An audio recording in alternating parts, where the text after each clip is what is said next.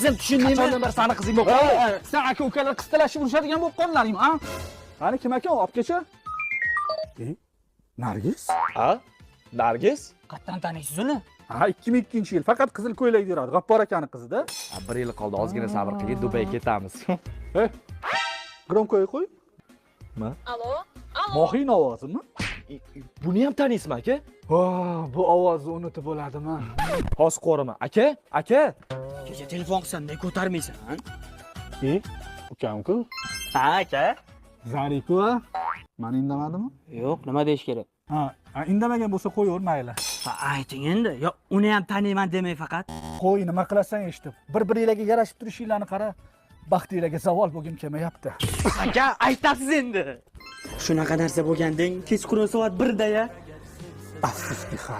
Ravshan, odam yomon chanqadi, bor magazindan suv olib kelib ber. Xo'p. Yo'q, men o'zim boraman, aka. Komi.